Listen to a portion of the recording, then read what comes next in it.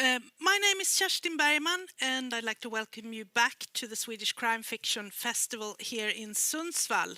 And the following interview I will conduct in cooperation with my colleague in Norway, Roar Ræstad, who is at the Crime Fiction Festival in Trondheim, Norway. Hello, Roar. You're there. Hello. Hello. Excellent. How are you?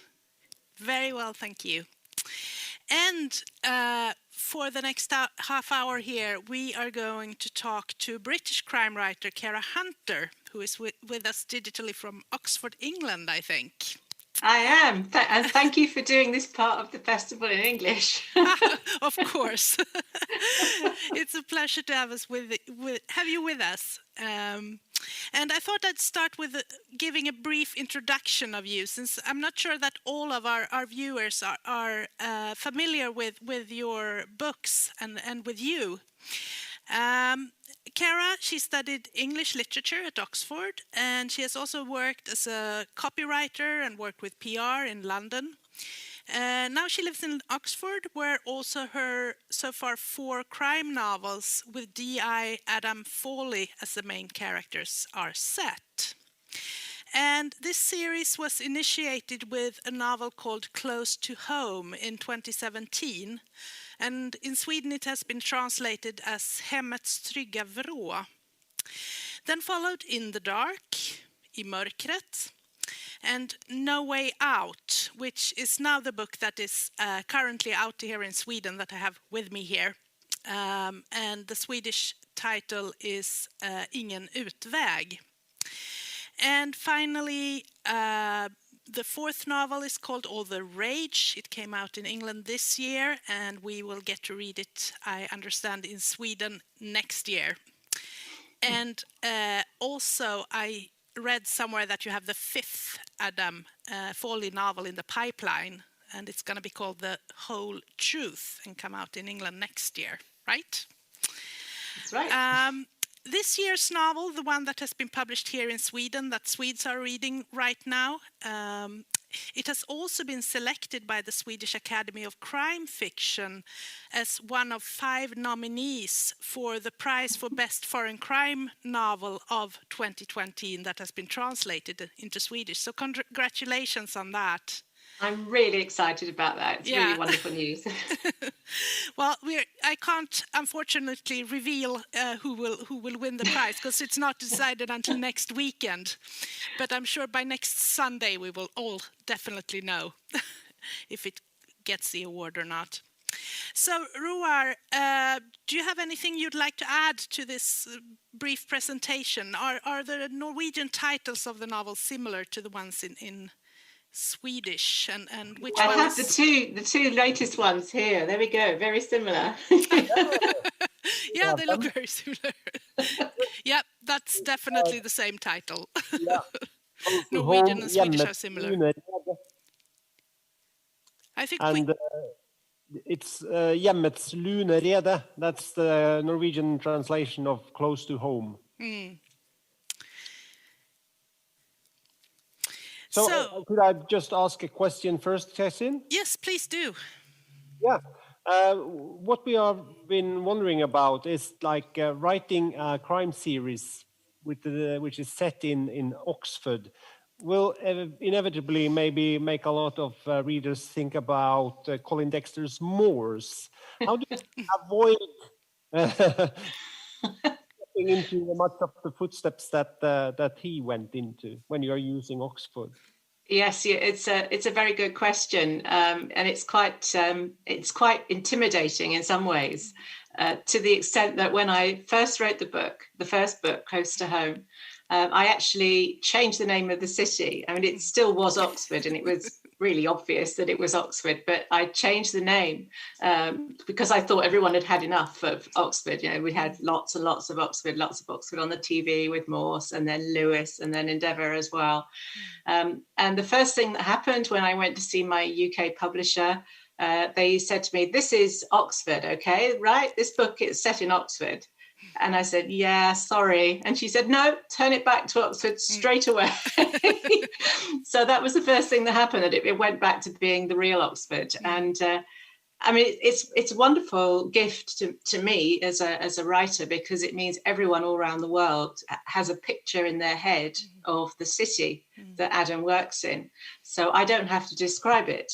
But I also make a big point of not setting very much in the university or in the very old and very beautiful parts of the town.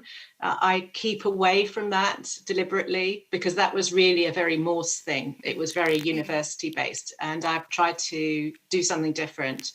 And I like to take the reader to parts of the town they probably don't know very well and didn't really feature in the Morse in the same way. So that's how I'm trying to be a little bit different. And the other thing I think is that the Morse novels are wonderful. I love them. I was a huge fan.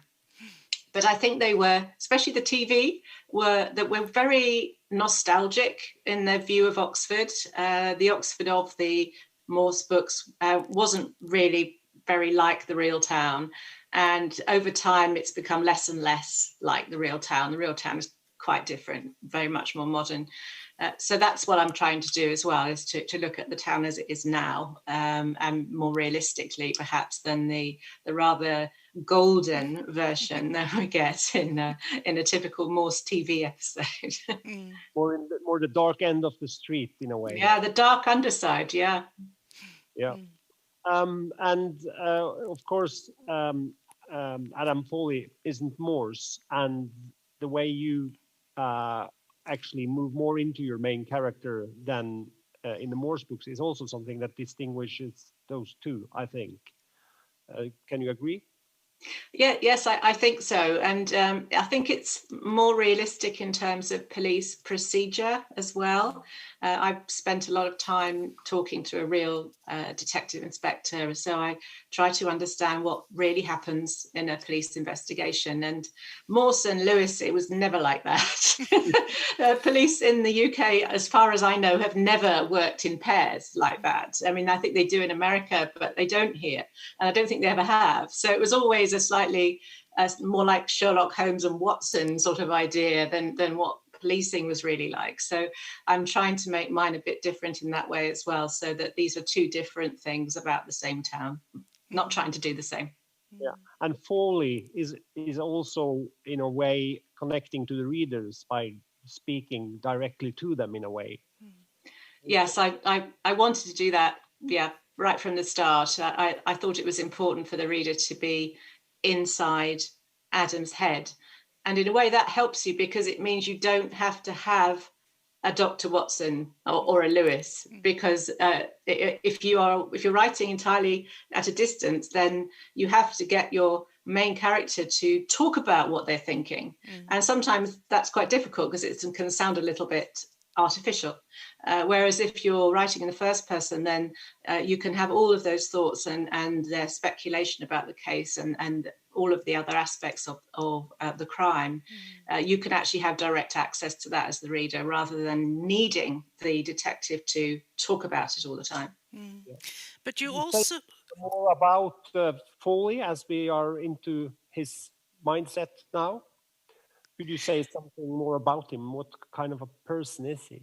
Yes, of course, when I started, I thought that Close to Home, I had no idea if it would be published. I thought it would just be a one-off. I had no idea it was going to turn into a series.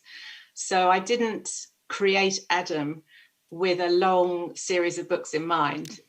So I suppose I've been incredibly lucky that he's turned into a character with a lot of depth, and a character people seem to like. He's had some marriage proposals, which I think is really rather charming. I think he seems to appeal to women because he's very sincere. I think that's one of the things they like about him.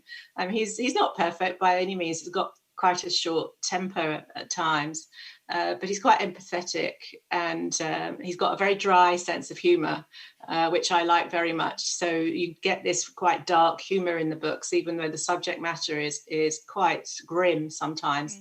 There's always a little bit of dry humour, and that comes from Adam. So I can hear his voice in my head when I'm writing, which is one of the pleasures of doing the books.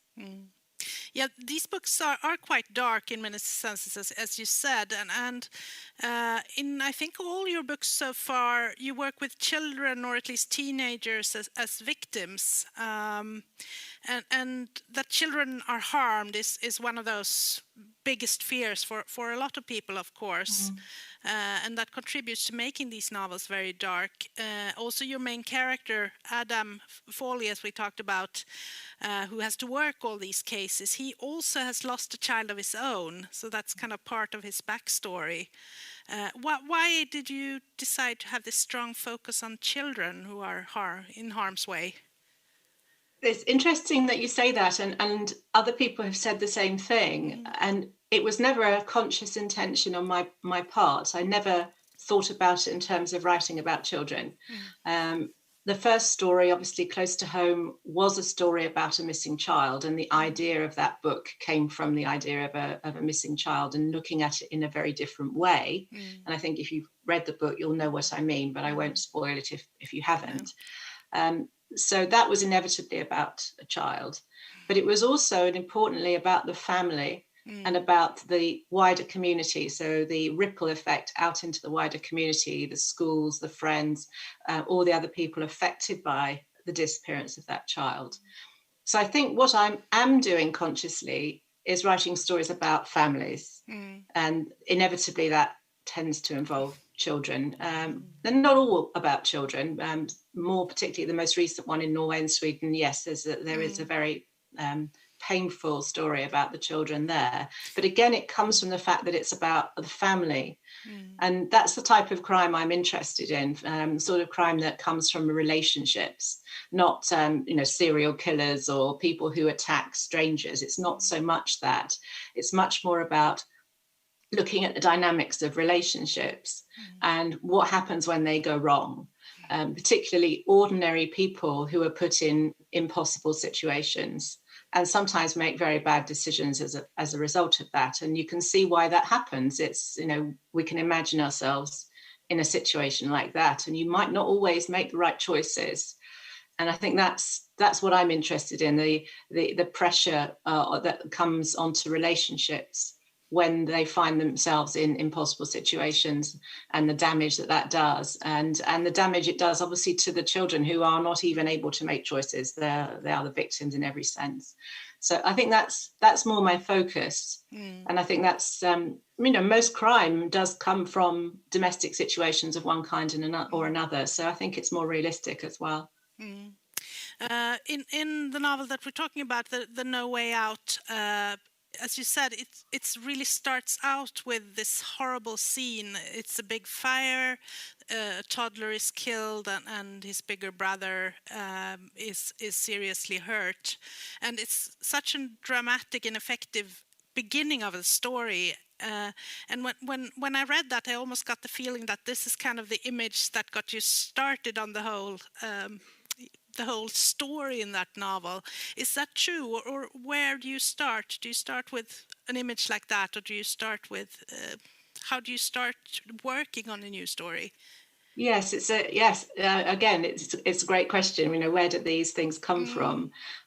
Sometimes it comes from looking at real life cases, and there was a very grim case in the UK some time ago where a man killed his whole family and then set light to the house, so that they were found. All of them were found in the house, and that was a terrible story. But I was always intrigued by that and what happened and what led to that. And that's this whole phenomenon of the family annihilator, as they call it. So the story of No Way Out is not that story, No. But you can see where the germ of the idea came from, the seed of the idea came from thinking about that case and thinking about the pressures that had led to that, and how different pressures within a family might lead to a slightly different version of that story. Others, for example, In the Dark, the second book, as I mentioned in the notes to that book, that obviously was inspired initially by the Fritzl case in Austria, of the man who kept his own daughter in prison for years in a specially constructed basement of their house, and nobody knew that she was there, and he had several children by her. And it was, again, an absolutely gruesome story. And there have been quite a number of stories since then in fiction, and unfortunately, real life has also provided other examples of girls kept in cellars, basically, and it's become a trope in fiction. And I wanted to look at that as well, and again, look at it from a slightly different angle, a different twist, if you like. So that's what happens in the Dark. So often I do get the seed of an idea from a real life case or something I read in the newspapers. Sometimes it's just a number of different things come together, and it's something you read 5 years ago, and then a new item on the news, and you just think about how those two things might work together to create a new story. Because it's so difficult, as any crime writer will tell you, it's so difficult to come up with anything new because everything's been done, absolutely everything's already been done. So to come up with a new way to tell the story or a new angle is what we're all looking for, I suppose. We talked a little bit about Foley and the narrative perspective of your novels, and you said that it's like he's a first-person narrator, but I think there is also, we see the story from other characters in the police team, and in that sense it's really reminding of the more classical police procedural from the tradition of Ed McBain and so on, where you've got to follow different characters around. What have your thoughts been around genre and how what you wanted to do in terms of that? Yes, I definitely wanted to give different perspectives. One of the things that I was really trying to do with the first book, because I never knew there would be more than one. No. So it was really the first book that set the pattern. And one of the things I wanted to do was different perspectives. And I also wanted to mimic, in a way, the way that really good crime television works. I don't know if you have the UK series Line of Duty in Scandinavia, but it's fantastically sort of gripping and fast-paced and lots of short scenes. So you see different perspectives, and it really keeps you glued to your screen. Yeah. And I wanted to try to replicate that type of pleasure for a reader as well as someone who's watching. So that's what I wanted to do with all of these very short scenes. There aren't any chapters in my books. There are lots of short scenes and different perspectives, as you say, and bringing in all of the other types of documents that are in the books as well. So news items or social media feeds. It's all about creating momentum and pace. But it's also about giving the reader the chance to be a detective themselves by giving them lots of raw material, some of which the police have got. So they've got some of the evidence that I give the reader, but they don't have all of it sometimes, because the reader will get a flashback to what's been happening in the family before, which is certainly the case in the most recent book, No Way Out. Lots of flashbacks as we go backwards through time, looking at what's happened to this family and what's led them to the position that they find themselves in at the beginning of the book. And of course, the police don't know any of that. No. So the reader actually has more of an advantage than the police do in that particular book. I actually thought about all these, because there are lots of, as you said, documents, newspaper articles, there are transcriptions of interviews with people who have witnessed something, and all these online conversations and things like that. And in a way, to me, that kind of rather slows down the pace instead of increasing it. But at the same time, it also has the effect of making everything feel very authentic somehow. Well, I'm glad you said that. In fact, they are very authentic in some ways, because I have some of my professional advisors help me to create some of those pieces of material. So, for example, the drawing in the second book, In the Dark, there's a drawing of the crime scene where the girl is found in the basement. And that was drawn for me by a professional crime scene investigator. So he actually drew that. So that's what they really look like. And other things like the report of the terrible fire scene in No Way Out. I'm using a real fire report template there because I spend quite a lot of time with the fire service in Oxford and ask them about how they go about investigating fires, suspicious fires. And they showed me some real life examples of that. And I was able to use exactly the same format that they use because I really, really want the books to be authentic and to be as close to real life as possible. Yeah, I thought also about, I think early on in No Way Out, there is this newspaper article about the fire. And then we also see all these other little news flashes on the side. There is something about the weather and I kind of stopped there and I thought about, okay, which one of these smaller ones will be the one that we need to remember for later on? Which one is she going to use? You're getting good at this. Yeah, but that's how you read crime novels. You know that everything must mean something. And I think you'll find at least one of those is important, but I'm not going to tell you which one. No. We'll leave that to readers to find out. But that's kind of what I'm meaning by it slows down the process of because you get stopped in the action stops and then you have to like stop and think for a while before you can continue. But that means you're becoming a detective, you see, which is what I want to happen. So I don't mind about that. I get lots and lots of people sending me messages saying, I was up till 2:00 in the morning last night finishing your book, damn you. So that's wonderful. That's the best compliment you can get. Someone can't put it down. How much time do you spend on the language? You're like being well educated in English yourself. How much time do you spend on the language? Is it like straight through and then enough, or is it several times? It's several times. I think if you're the sort of writer who can just do one draft and it's perfect, then I'm very envious of you. I think I'm not the first person to say this. The first draft, it's about getting it down, not getting it right. So you just have to get about 100,000 words in a line of words that go from word 1 to word 100,000, and accept that it might not be great in some parts. Some of it you'll like, but some of it you might not. And it's all about just making sure that it holds together and it's coherent, and you don't have a suspect in the wrong place at the wrong time and mess your whole plot up, for example. So that's the first version, and that's never that enjoyable. Well, I never enjoy the first one that much. What I really enjoy is the second one, because then I can start having fun and I can start putting in some more clues and burying things for people to find, and it becomes play at that point, and I love that part. And then there's usually at least one more version after my editor's seen it, and so yes, it's probably usually 3, but the first version is never completely perfect by any way.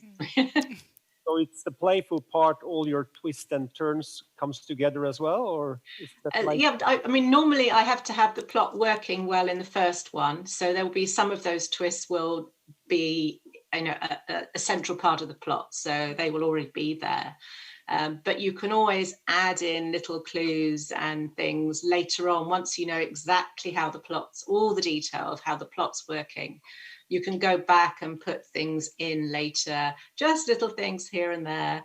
And then what I would like is if people ever read them a second time, I know most people don't read crime a second time, but if they did, it would be lovely that they would see, yes, that was there the whole time, and I didn't realize at the time. But yeah, as you said before, crime readers are really sophisticated. They really know their stuff, and you have to be on the top of your game all the time because they will find you out. I know that you also write different novels under another name, and where you use a lot of literary influences, and we also mentioned that you studied English literature. Do you have any literary inspiration for the Fowley series? Not really. I mean, I suppose you learn a lot from everything that you read. So from studying literature, I learnt about constructing a great plot, and how to create character on a page, you know, how to bring things to life in the reader's imagination. And every type of book, it doesn't matter whether it's crime or romance or science fiction, everybody has to do that. Everybody has to bring the life to the page and to engage the imagination of the reader. And I suppose that any type of book will teach you something about doing that, and really great classics of the past will teach you as well, even if they're not very much like what you're trying to write yourself. The building blocks are still the same. Coming from Sweden and Norway, we are of course also very interested to hear if you read any of our Scandinavian crime writers. Oh, yes. No, I love Nordic Noir. Who would not love Nordic Noir? I mean, I especially love the way the landscape interacts with the characters and the nature of the crime, because the landscape is so beautiful. I have been to a few of the Nordic countries a few times and love them, and I just love the way that the huge scale of the landscape is so much part of the atmosphere of the books, which I can't do that. There's no, I mean, it just simply isn't possible in a place like England. We just don't have that type of elemental landscape. And I think it's a real gift for the Nordic writers to have that as the background to what they're doing. You might bring Adam Foley over for a book. That would be a good excuse to come back. Do you see it can be a TV series sometime? Well, we've sold the rights, so yeah, which is very exciting. Actually, the Fremantle Group, which is a very big media group, one of the companies that's part of Fremantle has bought the rights, which is really exciting. So we're now in the stage of we've got a screenwriter on board, and we're putting together the approach to the series, because obviously it's going to be quite interesting how we take it from the page to the screen. And of course, the really big deal is who's going to play Adam, and I don't know. But it's very exciting. I keep asking my readers who they want, and they come up with all sorts of different people. It's fascinating, but I think it's going to be really important who he is, because he's got to sort of hold the thing together. So that's going to be interesting. We have a couple of minutes left here. In your upcoming novel, The Whole Truth, I understand that you will talk about sexual harassment within Oxford academia, so you will get a little closer to the university there, I assume. But perhaps you could tell us a little bit about the fourth book, the one that we will be able to read here in Sweden next year, All That Rage. Yes, and again, that one was inspired by a couple of real life stories in America, which I won't go into too much detail because it'll give away the twist in the plot, which obviously we don't want to do that. No. But yes, this one starts with a taxi driver, really, on the outskirts of Oxford, in a quite a rural part of it, finding a girl walking along the side of the road, and she's in some distress, and he wants to take her back to the police officer or something like that, and she doesn't want to do that. She doesn't want him to report it. She wants to be taken home, and he decides to go to the police anyway because he thinks something strange is happening. And so the police go to see her because they think that she's clearly been attacked in some way, and she absolutely refuses to take it any further or tell them what's happened to her. So that's the setup, if you like. What's happened to this girl, and why won't she tell anyone about it, and why is she being so secretive? And there was actually a case, another real life case in Oxford about 4 years ago now, and it was a really big story locally, where that very similar thing happened. A girl was discovered in a distressed state. She said she'd been abducted. on her way to school. So in the rush hour in the morning. And the police went into a huge operation to try to find out what had happened, try and find out who the people were who'd taken her. There was no evidence on any cameras or anything like that. And it was really big news here because, of course, lots of young people were very nervous and the parents were worried and all of that. And about a month later, there was suddenly an announcement from the police to say that they weren't taking any more action. And basically, we heard no more. It basically hadn't happened.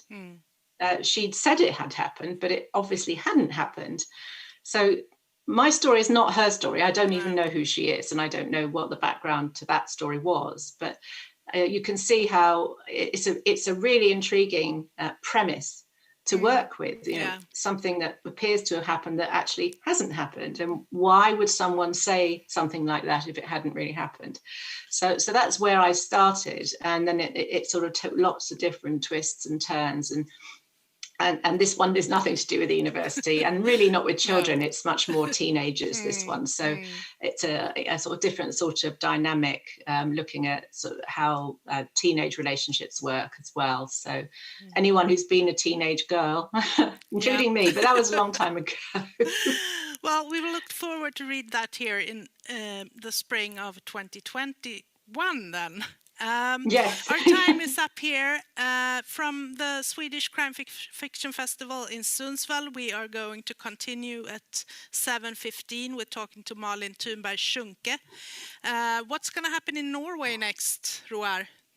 Next post is a documentary about police corruption in the New York State Police Department in the 1960s, 70s, made from a production company here in Trondheim. And it has had splendid reviews.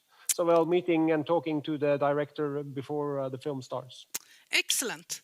Well, thank you very much, Cara Hunter, for talking to us. It's been lovely, thank you. We're so happy that you wanted to join us. And I was delighted. Thank you so much for having me. Thank you.